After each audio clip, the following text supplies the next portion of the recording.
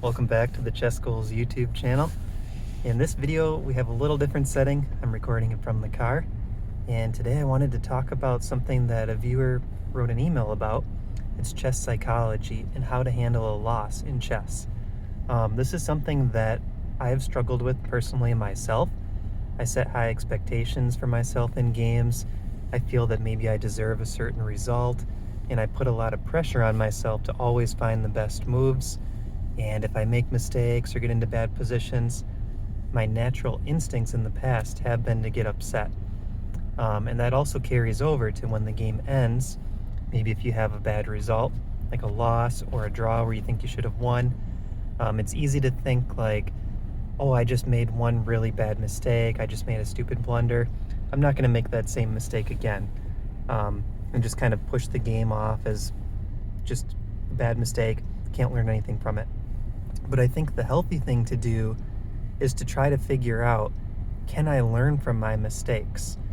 So if you have a game, let's say, where you have an advantage most of the way through, and then all of a sudden you make a move and your king and rook get forked and you're instantly losing. You could look at that game and say, well, that's just a throwaway. I should have won, nothing to learn from it. But I think that's the wrong approach. I think the better approach is to look at that position critically and say, was there a reason that I blundered the rook? Was I low on time? Was I not watching threats? Did I allow my opponent too much counterplay in a position where maybe I could have realized the advantage more easily? So you can kind of look for those things in your games and see if you can find things to learn from, even though you may feel like it was kind of a worthless game. Another thing that you can do is give your opponent credit, right? Look for the things that your opponent did a good job with. Were they able to find good counterplay? Were they able to pressure you in a position where maybe you felt you were safe, right? Were they able to develop more quickly than you and that caused you to make a tactical error? All of these things you can try to look at and learn from after the game.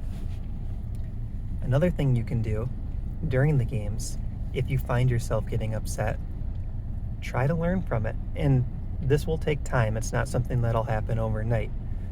But if you're upset during a game, what you can do is take a little break, right? If it's a slow game, maybe stand up from your chair and walk around a little bit. This works for OTB. This works for at a computer. If it's a fast game, maybe take a sip of water, right? Maybe just look away, take a couple deep breaths. Try to reset yourself. And if you lose a game and you feel you're on tilt and you're about to play another blitz game, take a moment to set a time limit where you maybe say, okay, I'm going to take 1 minute after this tough loss, and I'm not going to immediately jump right back into the very next game. I'm going to take a minute and just reset my brain, kind of think about what happened, and then when I feel fresh, go into the next game. And this is something that over time you can keep training yourself to slowly get less and less upset with a loss and to retrain your brain to think, what can I learn from that game? Instead of just, oh, I lost the game, no good takeaways from it. So I hope this video helps. I was just waiting in the car for someone. Let me know what you think in the comments. How's your chess psychology? Is it something that you think you can improve on? And if so, let me know your tips in the comments for how you can improve. So, hope you guys enjoyed this video, and we'll see you in the next one.